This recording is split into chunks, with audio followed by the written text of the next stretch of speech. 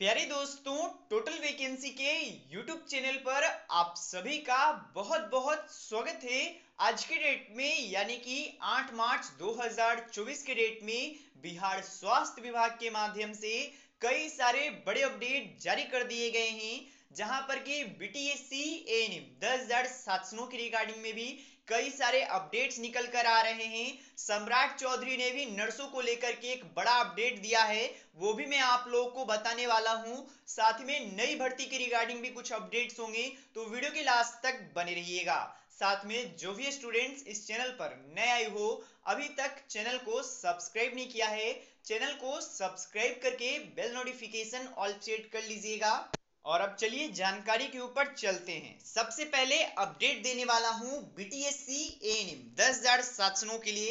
एक important update आप सभी को मैं बता देना चाहता हूं।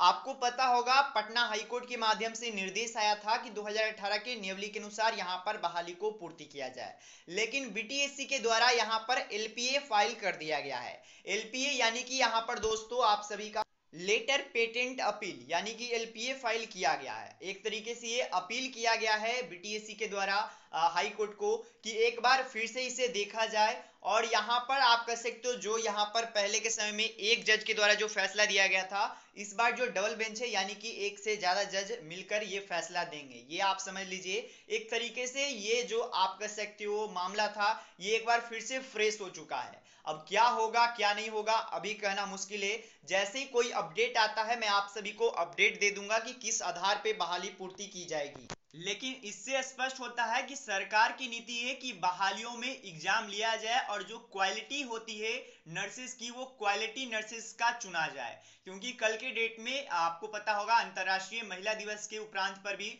स्वास्थ्य मंत्री और स्वास्थ्य विभाग के अपर मुख्य सचिव जो कि यहाँ पर प्रतत अमृत जी हैं, उनके द्वारा ये बयान आया है, जो आप देख लीजिए यहाँ पर।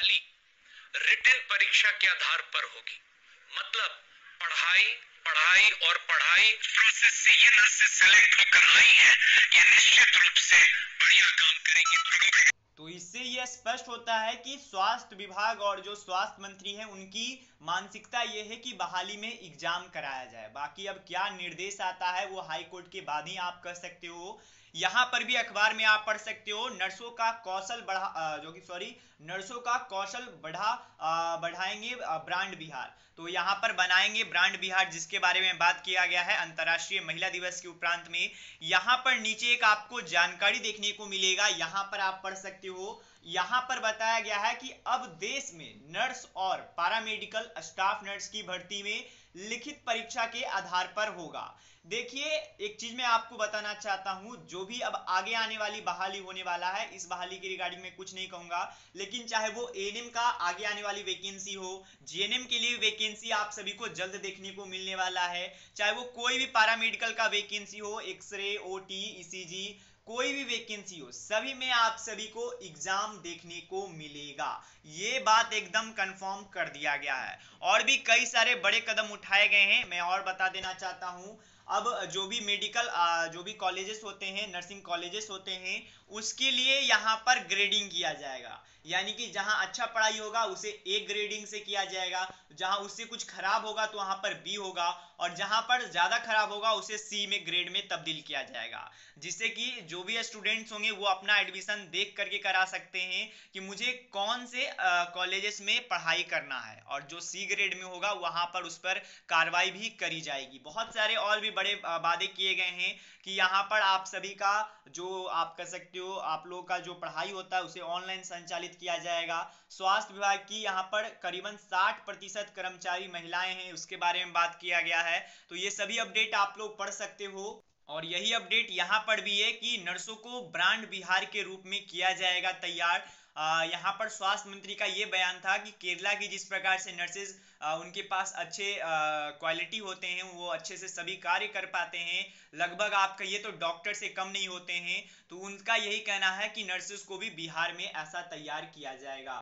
इसके बाद अपडेट देने वाला हूं नई बहाली को लेकर के। तो विश्व चुनाव से पहले, यानी कि जो यहाँ पर चुनाव आने वाला है, उससे पहले 10 लाख सरकारी नौकरी की गारंटी दिए हैं सम्राट चौधरी जी, जो कि यहाँ पर आप पढ़ सकते हो। भाजपा के प्रदेश अध्यक्ष उप मुख्यमंत्री यानी कि सम्राट चौधरी जी ने गुरुवार को यहाँ पर जनानक कपूरी ठाकुर, जिनको कि आपको पता होगा अवार्ड भी दिया गया है, तो उनके लिए यहाँ पर उन्हीं के शुभ अवसर पर ये निर्णय लिया गया है और इनके द्वारा ये बताया गया है कि यहाँ पर हम लोग जो चुनाव आने वाला है उससे पहले 10 लाख सरकारी नौकरी देने वाले हैं दोस्तों।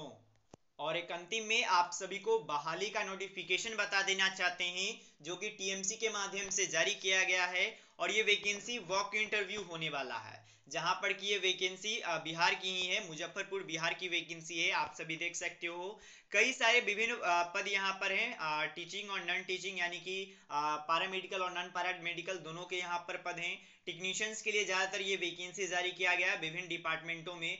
कोई टेक्नीशियंस आईटी का है तो कोई टेक्नीशियन साइंटिस्ट का है, तो ये यहाँ पर आप देख सकते हो अच्छे खासे आपको पद देखने को मिल जाएंगे। तो जो भी स्टूडेंट्स इन सभी में आवेदन करना चाहते हैं तो आप सभी के लिए खुशखबरी है, बाकी इसमें नर्सों के लिए और डॉक्टर्स के लिए वैकेंसीज नहीं है। तो अगर आपको ये जानकारी पसंद आया हो, चैनल को सब्सक्राइब करना भूलिएगा। और जो भी यहाँ पर मैंने इन्फॉर्मेशन आप सभी को बताया है वो सभी के सभी इन्फॉर्मेशन का पेपर कटिंग और नोटिफिकेशन आप लोगों को हमारे टेलीग्राम पर मिल जाएगा, तो टेलीग्राम पर जरूर आप लोग ज्वाइन हो जाइएगा।